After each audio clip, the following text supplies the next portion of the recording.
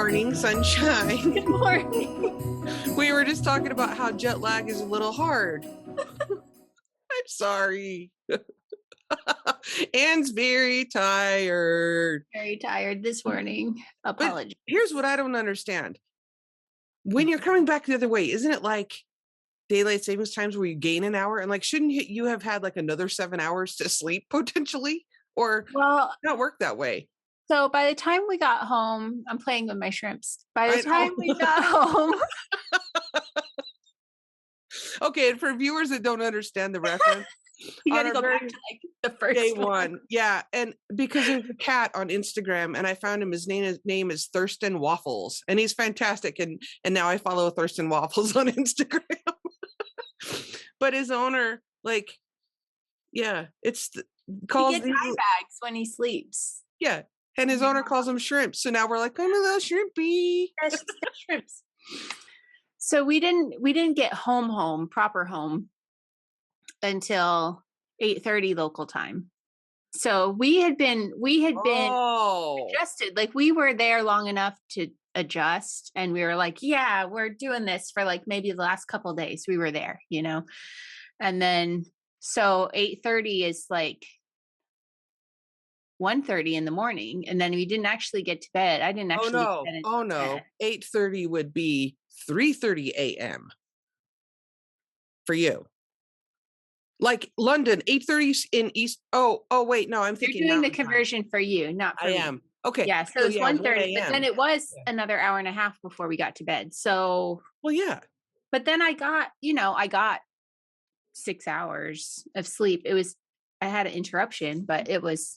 But it's just being out of whack, like your body, you just feel a little, I do anyway, I get a little queasy just because it's just not right. It's just not quite right, And I will admit, I have not been on a plane in a couple decades. However, like the air is dry. It's recycled air. Yeah. And, whatever you're eating is travel food. And sometimes that's not so great. And it's just, it's wonky. The whole thing is, Yeah. And we were stuck. It was a 7-hour flight, 7.5-hour flight coming back. Yeah.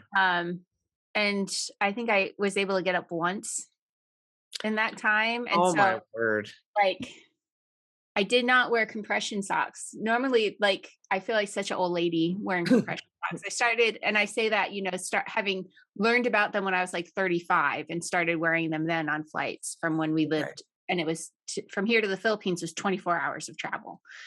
So really needed them. And so I didn't have them on this trip. And when we got off the plane and was walking, I could feel it in my knees, like the swelling from my feet all the way up into my knees. So I was like, oh, this is awful. But you walk it off and things go back to normal and whatever. It takes a few days to recalibrate, and you probably didn't get to drink enough water on the plane, and that altitude, it all matters. It all makes a difference. But anyway, I'm home. Yay. I love my bed so much.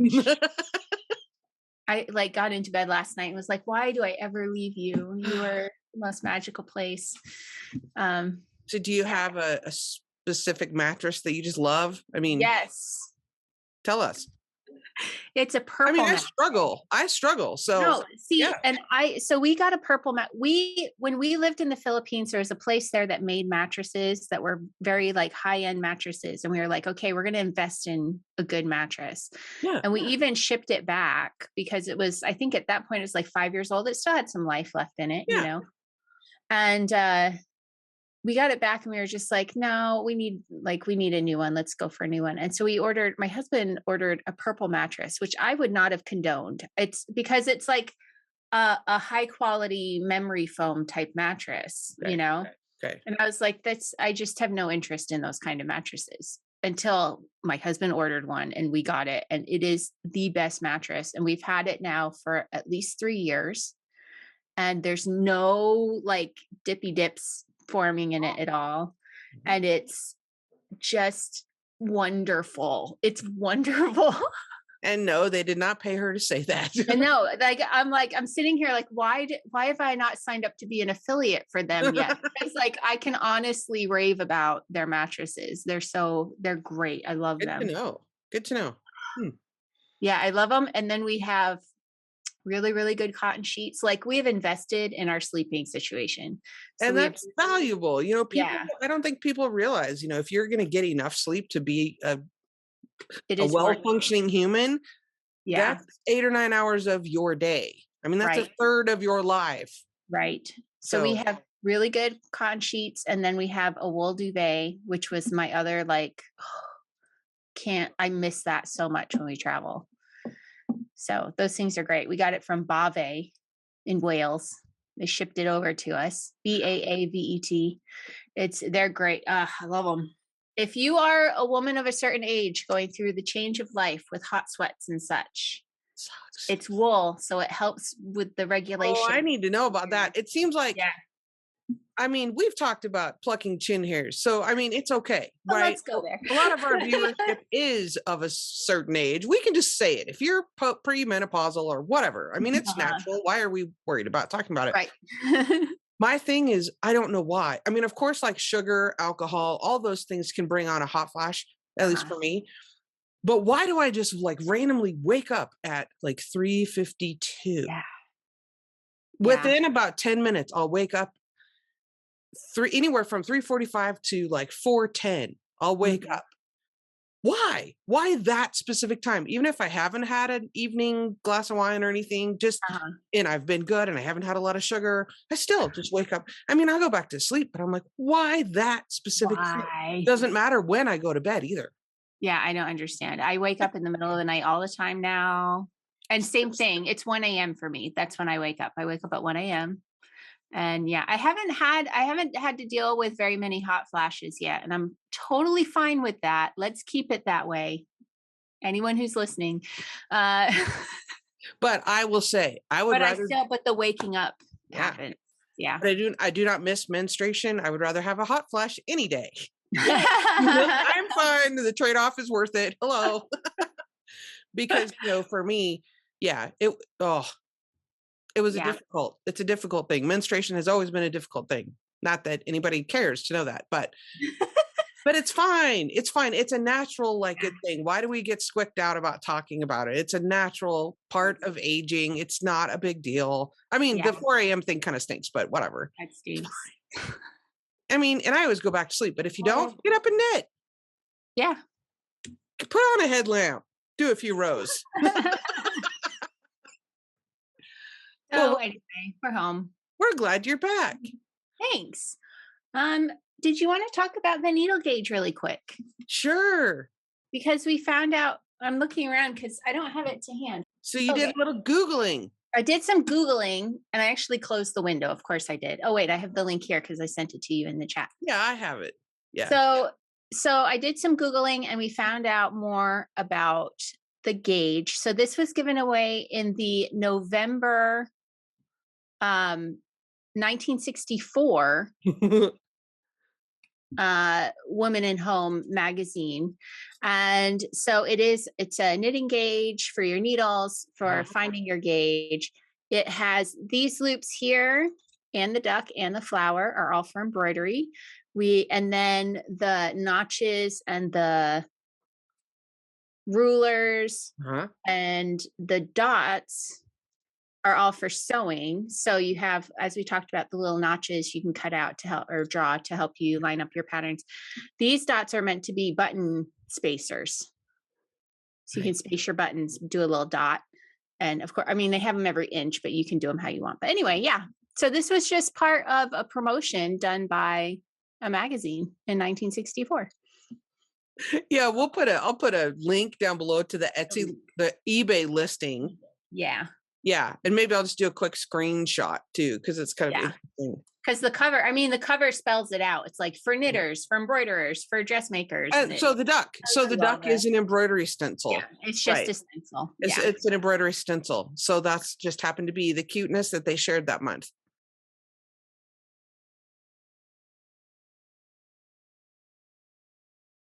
That's right. So now I'm like, do I find the phone number for that charity shop and call and be like, hey, remember you had that question?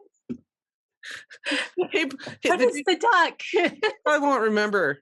Or, well, it depends. He might be vexing him at 4 a.m. Yeah, that's why he's waking up in the middle of the night. Could be. Oh my word. Okay. Anyway, chicken report. Chicken report. Pause for graphic. Yeah. Okay, so Ooh. Jana, we got one because this one has been revealed. But we got one and then I revised so I'm going back to before my revision.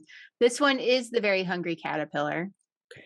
And as I was knitting it, I was like, I think this is the caterpillar. I don't think this is the apple or the strawberry. Strawberry, whatever. I think that is the caterpillar. But then I was knitting this. I think this is the leaf. I think this is the leaf. Oh, well, that would make sense. That would make sense. All right. So we'll find out the day this releases. She should be revealing what this one is. We did not get the third row down, though. The other one. We did not get that. This one. I didn't see what this one was. Did you see? Do you remember? Something about a cricket. Oh, yeah. Oh, yeah. I did see that one. The Very Quiet Cricket, which was one of my daughter's favorites. So I totally should have gotten that one. But yeah, this is the cricket from the Very Quiet Cricket book. Right. That one's fun because you open it, it makes the cricket sounds at the end. So the first time it did that, it freaked us all out. Favorite feature of the book. So how's the yarn chicken coming out then? Okay, so the cricket, I flew too close to the sun. I thought I had enough and I did not. I thought I had enough to do like the other like out and back and I didn't. So the last, let's see if I can find like from here all the way to the end. Wow. Is blue. Like I came really, really short and I was looking at it and I was like, I think it's going to be short. And then I got distracted and I just kept going. Right. So it's totally my fault. But then I was like a full row in before I was like, oh, I made a mistake. And so it has some blues in it. So I just did the last with the blue. And then the Very Quiet Cricket. Caterpillar. Sorry, you're right. The Very Hungry Caterpillar. It has some greens in it that are the same as this green. Okay. So I just used this until it was gone. Okay. And then I started with this one. So same sort of thing. Let me see if I can see. Okay. So right here, from right here all the way to the end of the row is actually, so that last row of the caterpillar is actually this green. Okay. The potential leaf. The potential leaf. And so are you finished? I got a full 22 ridges out of the leaf as well. Oh, so you didn't run short on that last one. Well, I mean, I have been getting 24 on some of them. So, but I stopped at the 22. I keep saying ridges, but it's 22 rows. So 11 ridges instead of 12 ridges. Okay. And I broke it off, but I had like twice this much left. Yeah, not enough to go down and back. Yeah, I had about a foot left over and I didn't know what the next color was. So I was like, well, I'm just going to stop. I'm not going to. Okay. So that's how that's going. But check, it's like so long. Wow. Look at it. I love it. That's awesome. I'm in love with this. Okay. So now I'll open up my next one. Okay. Day 16. Yeah. Ooh. Look at that. Wow. That's fluorescent. That's really that looks like a beach party. It does. Or like a carnival. I was thinking like a carnival. Oh yeah. Carnival lights, beach party. Yeah. That is fun. I don't even know what that could be. Maybe a butterfly. Oh, or like tulips, flowers in the background somewhere. Could be background flowers. Like a flower garden thing. I don't know. That's really pretty. Huh. Okay. There's mine. Wow. We'll be watching the Fiber Seed Instagram to see what that. Yeah. Okay. So day 16, a girl in her wool.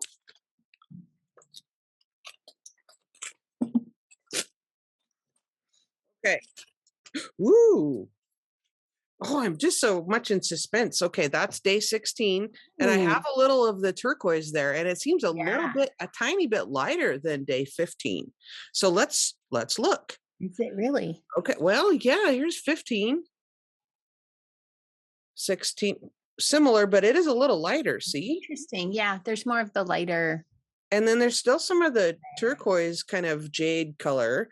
So if Do you you look, not, is there no peach nope. left? Oh no, that's done. The peach is So gone. if you look at 14, 15, 16, I wonder if there's a storm brewing. I'm not sure what's going on here. I love this It color does though. look It's charmy. Very different nice. shades of purple.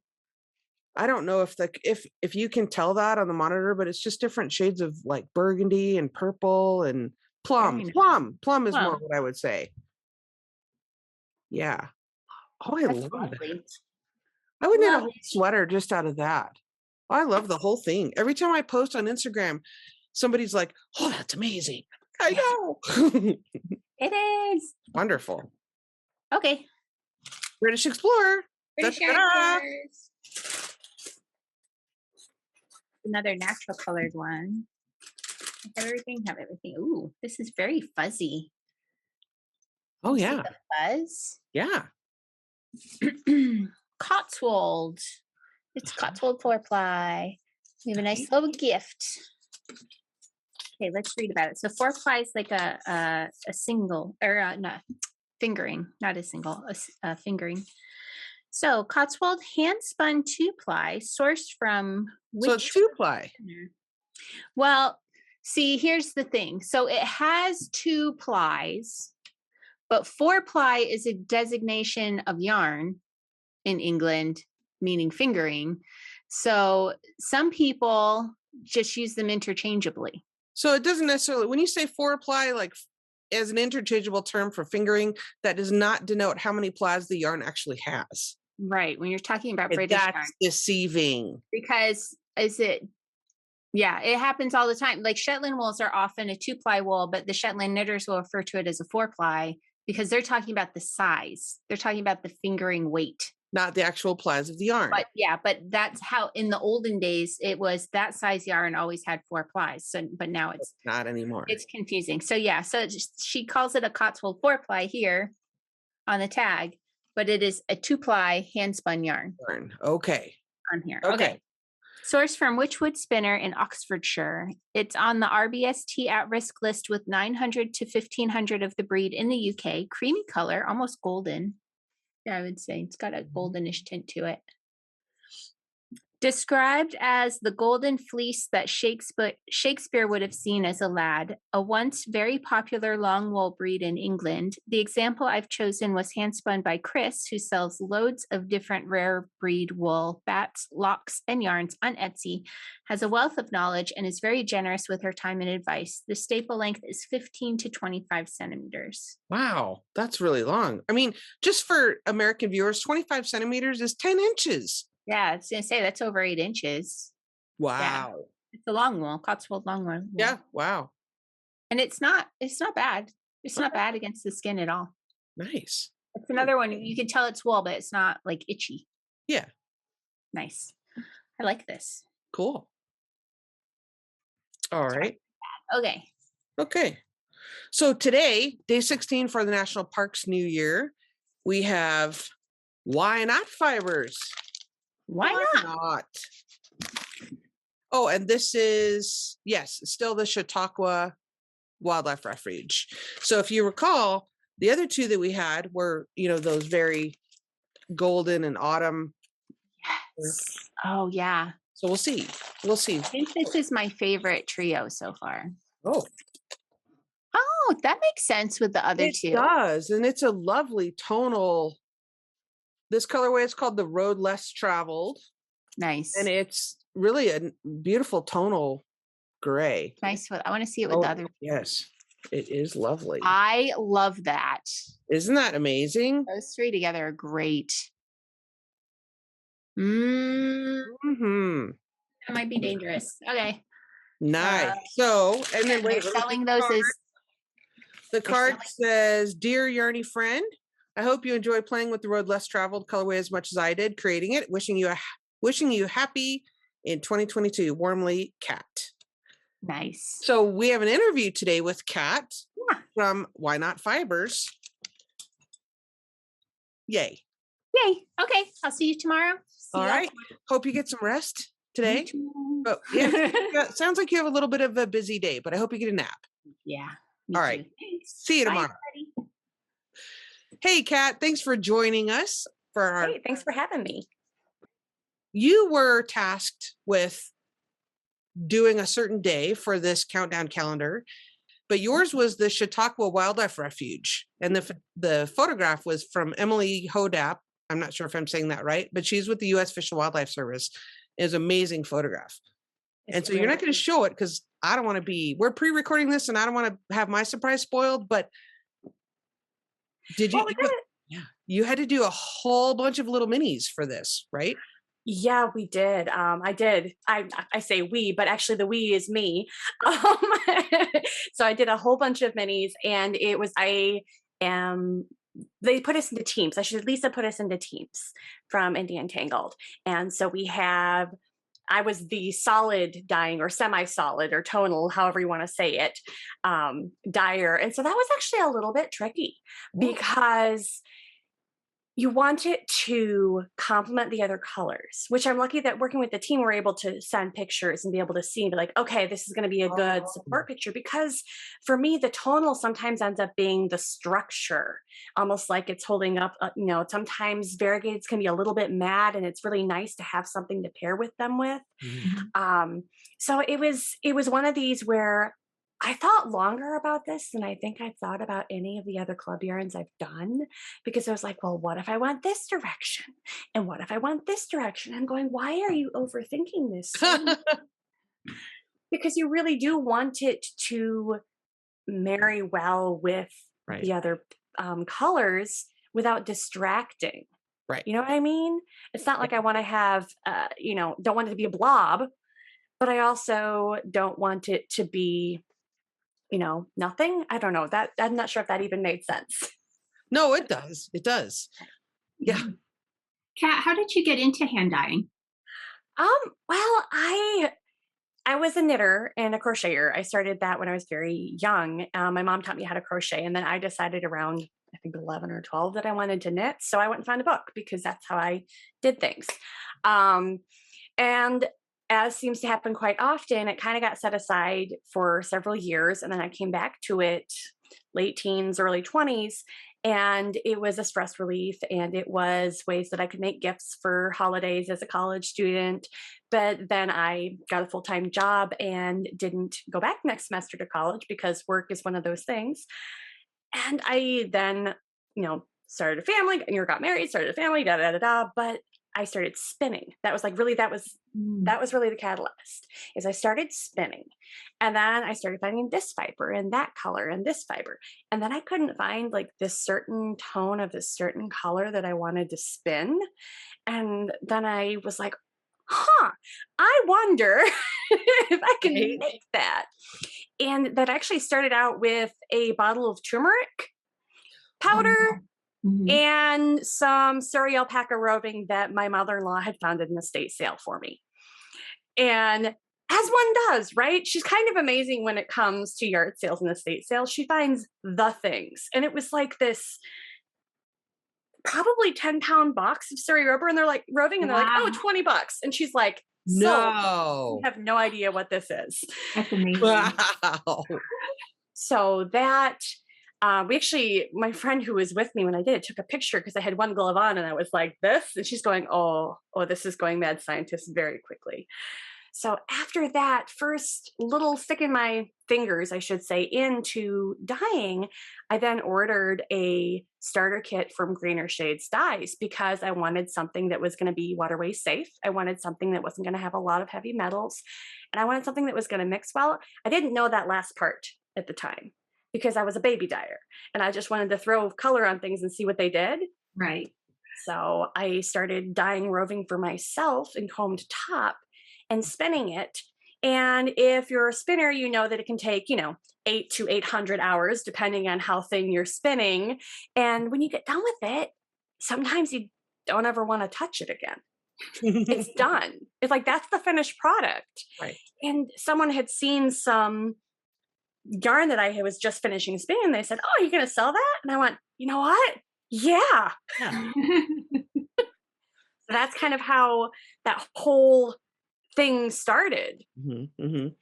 So what do you think in this journey that you've had, what makes your shop or your product a little different or unique?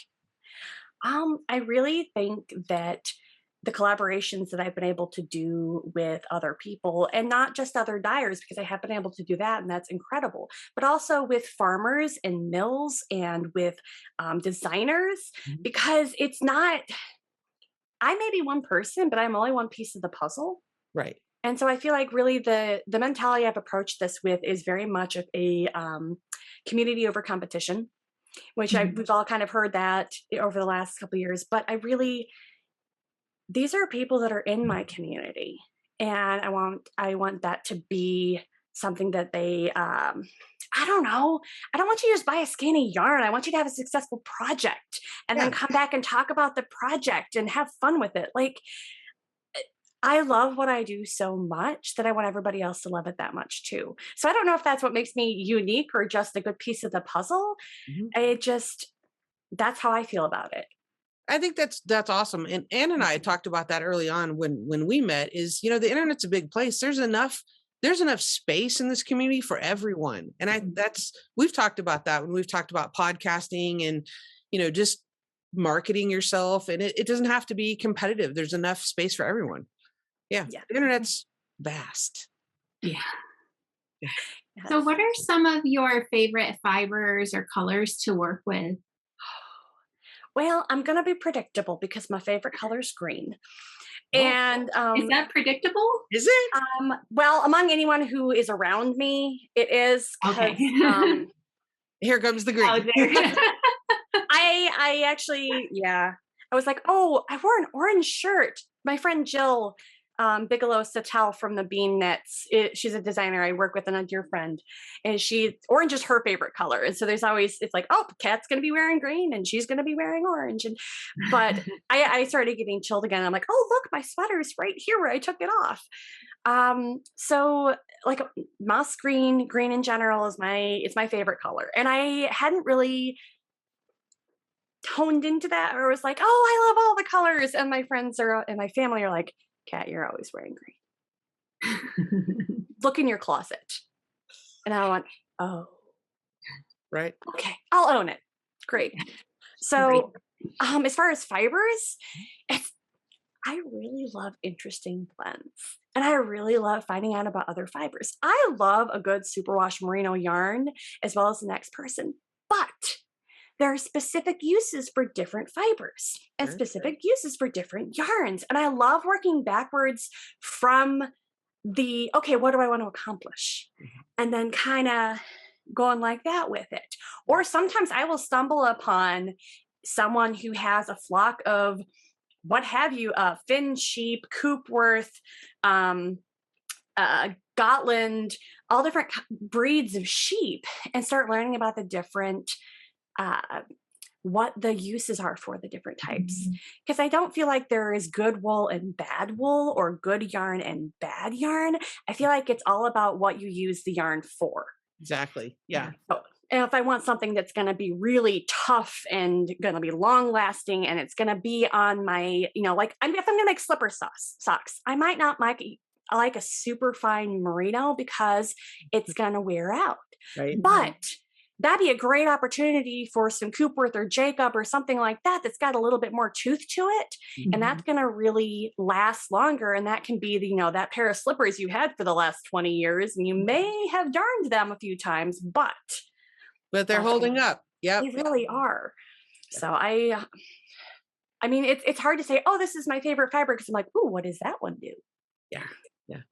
It's okay to love them all. I agree. I think it's a great thing. Yeah, that's fantastic. So tell us what you have coming up for your business in the new year. Oh gosh, that was actually a lot of what I was doing over the last couple of days, was figuring out what was going to be happening with that, because I do a work retreat once a year with one of my fellow entrepreneurs, and we kind of hammer out what things are going to look like. There's going to be a knit along coming up with some other dyers and with a designer around Valentine's Day time.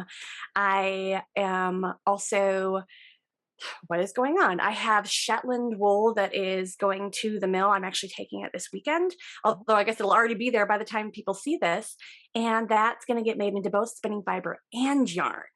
So I'm really excited about that. That is a new yarn for me. The farm is actually about 15 minutes from my house, and I got to go and help skirt during the shearing. And so you get to see the animals. Yeah, I got to get some great video of them when they got taken back to their pasture and everything. And Scott from Tall Cotton Farms, he raises border collies. And so I got to, it was the whole herding dog bit and everything. And I would just could sit over there going, I've just got to watch them all. But I got to get into it too. And it was, I get to do that again next year. Like, Nice. this is the thing. It's like once you do it, you don't want to stop doing it. So I get to go and be a part of the shearing. And those are going to, I've worked with several different mills, both in Michigan and in the Midwest area. And so there's like, okay, this one's going to this mill because they specialize in that. And this one's going to this mill because they specialize in that. And that's the other thing. It's the same thing with processing. It is with dyeing and sourcing is it depends on where you want it to go and what you want it to do. So it's not, there's room for everybody again. Yeah. So that's one of those things. So I've got new yarns coming out that are farm to needle. I've got some new patterns that are coming out with designers I'm working with. I only have to be teasy about that because it's like, I can't really be like, here's the thing yet. Oh, that's fine. That's fine. It's part But of people can follow you and wait and see. That's true. Yeah. Well, actually, can I show you the thing that I just finished this week? Yeah. For sure. Ooh. Ooh. Let me spotlight you. Hang on just a second. Let me make you big. Oh wow. That's beautiful. Yeah, this is the Leonal sweater, and it's by Melinda from French Press Knits. Oh, I almost said Fresh Prince Knits. I'm aging myself there. Yeah, my kids are like, wait, what's that? But I just finished this up, and I've been basically wearing it for the last 4 days because it finally got cold here in Michigan. But this is actually one of the farm to needle yarns that I produce. It is Coopworth and alpaca, Wakai alpaca. So it's a 50-50 blend. So you get that draping. You can probably see how it kind of has a little bit of drape to it. And some fuzzies as one gets. But then it also has enough structure to actually have ribbing and not to kind of become tipsy when I'm wearing it. Right. Because I love alpaca, but it kind of goes tipsy. Yeah. It can grow on you. It can like just get longer and longer and longer. Yeah. Yeah. Rayon and alpaca. Yeah. But I finished that one up. I actually started it on March 1st, 2020. So it's like a week and a half before we had a complete shutdown. Wow. And so that's my pandemic sweater that is now finally wearable. So I'm pretty excited about that. Yeah, you should be. That's beautiful. That's just lovely. Looks very comfortable. It's kind of amazing. If I'm honest. It's mine. Nobody else gets it. So it's very obvious that you have a special interest in your local fiber shed. And it's great to hear the different ways that you're getting more connected with that fiber shed.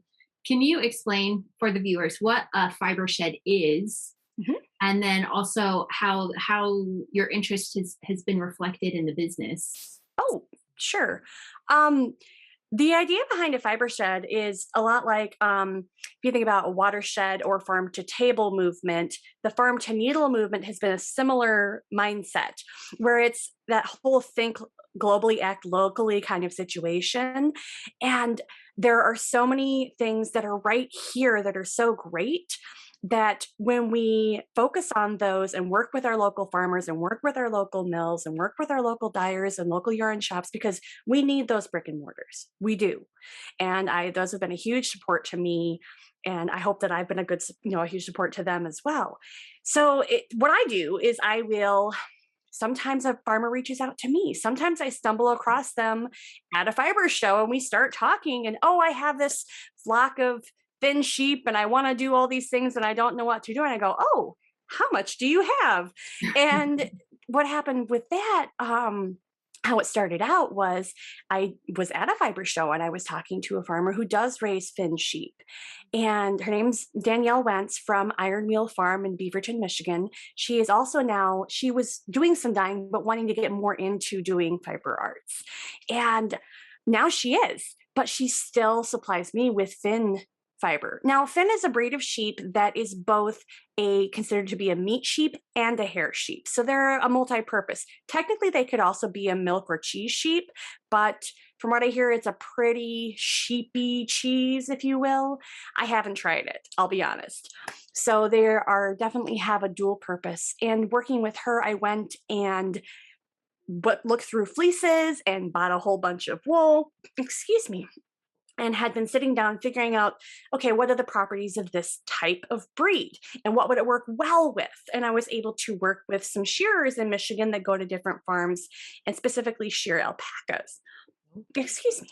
And they had some really nice Wakaya alpaca that was of the right length, because part of that pairing is making sure you have a similar length of hair, or staple length as it's known. So doing those and being able to get the fiber and then get it to the mill and get it processed into yarn. And then it comes back to me and I can dye it. So it ends up being this full circle piece, because then that thing that we've been able to create together goes out into the world, into the market, and people can get something and you can say, oh, here is Bob the sheep. Here's a picture of Bob the sheep. And here is, Stonehenge Fiber Mill or Zeilinger Wool Company or Hoof to Hanger Fiber Mill. So these are some of the mills I've actually worked with for different yarns. And then this is, here's me getting all covered in sheepy stuff. And then what's really fun is then handing some of that yarn to a designer and saying, have fun. Right. And what has come out of that is, I think I actually have an example somewhere here. Everything is knitwear everywhere. Yarn and knitwear everywhere in my life. That is my life. Oh, and I said I think we both understand that. That's fine. Yeah. It just kind of happens. Yes. But then that comes back around again. And that whole mutually beneficial type of, a synchronous business, and not just business, but a synchronous development of a thing. I feel like my words are failing me now, which is not something I normally have a problem with. But so Fiber Shed is really going to getting as close to local as you can, either be domestic, in your region, in your state, sometimes even in your county or city, or right around the corner, and just going as close to home as you can. And that feeds that same form of agriculture to do it again. And it supports the farmers, and having sheep actually really builds up the soil. So it also helps the actual topsoil, and that also will capture CO2. So then you also have that piece of it, of environmental help. And then it can also feed people and it can clothe people. And so it just keeps going. Yeah. So you have your Smitten with Michigan yarns that you create from your local fiber shed that people can find on your website. I do have some of my fingering weight Smitten. I actually have that. Hey, look, it's in the pile. And this is a fingering weight. Smitten is one of our farm to needles. And that was a fingering weight yarn that we actually did two. We did a DK and a fingering, but we're completely out of the DK right now. But it's at the mill. So, which means that sometime next summer I'll have it. It's usually between 8 and 12 months for turnaround. That's the other thing, is it is a slow fashion. You have to be patient. You have to be willing to wait for the good stuff. So, not that the other is bad stuff, but So let me interject real quick. The shawl that you held up, that was the fingering Smitten. Someone will ask in the comments, what is that pattern? Oh, this one.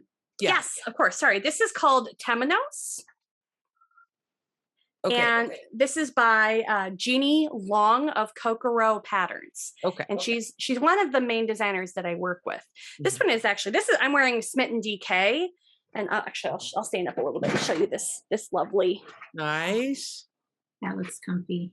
And this was from Andrea Hungerford from By Hand Cereal. She designed it for her Michigan by hand that had the Smitten in it. And I had to make it with the pockets because pockets. Because there's we all get that. There's no explanation. Totally understand. Yeah. Oh, and this one is called Red Spire, because I'm sure that will be a thing too, because that's always a thing. I should know better. I really should. So the Smitten fingering and DK. Then my sweater was actually out of Unsalted, which was a farm to needle yarn, and it's called Unsalted because the alpaca came from Michigan, and then the Coopworth came from Wisconsin, and so it was on either side of Lake Michigan. So it got cute. And some silly person decided to name all of our yarns with S's. I don't know if you have noticed that, but we have, other than Unsalted, so there's Smitten and Soul and Spunky and Starlet and Stardust and what am I wearing? It just keeps going on and on because people and things. Oh. So where can people find you? They can find me online. Our website is whynotfibers.com, and that's KNOT. Right. And Y like WHY. That came because that's what I always used to say. I'd be like, sure, why not? And so when I was trying to name it, they were like, oh, Kat, you have to call it that. Right. Okay, sure, why not? And I still say it. Are you on Instagram? And Oh, I'm sorry. Yes, on Instagram. I am on Twitter. I don't do a ton of posting on Twitter. I am on Facebook. Let me think. I think that's pretty much it. Or you can find me at a lot of Midwest fiber festivals. And who knows? Because I tend to do things like fill up my big suitcases with yarn and hop on a plane and go do a trunk show in Texas or Georgia or wherever. Why not? Right. Right. Why not? And we might actually be getting back to being able to do that again soon. So you can find me wherever the whim takes me, I guess. Do you have like a email list, a newsletter list? So if you're going to be traveling, like, do you send that out and let people know where you're going to be headed? Okay. Absolutely. So people could sign up for your newsletter and then they would know. Yes. Yeah. Yep. And I also have that's right on the website, and the bottom of the website, you can find the sign up for the mailing list. Yep. Cool. And we try not to inundate people with a ton of stuff. And what that actually means is sometimes I remember to send an email newsletter and then get it out. Right. Same. That's one of those to-do things that's good to have a buddy for. Yeah. Oh, and the other thing I have is for your viewers is if they use the code PURL, PURL, the number 2 together, that'll get them 20% off any order on our website. Woo! Excellent. So awesome. Thank you for that, Kat. You're welcome. Fantastic. Like So said, is that for a limited time then? I think that's going to be until really the end of the year. So that'll be till New Year's. So while you're doing your countdown with your box, you can decide what you're going to get to go along with it and do all of your accessories. There's my little pitch. That's all I've got. Oh, that's fantastic. Thanks so much. People have a couple weeks to use that if they'd like. So that's very generous. Thank you. Oh, you're welcome. I'm happy to. I want everybody to have fun. So it's been a real joy to be able to be involved in this countdown box twice now. And I'm really excited to be able to come in and chat with you ladies. It's just been a joy. Yeah, it's been delightful to have you. Thank you.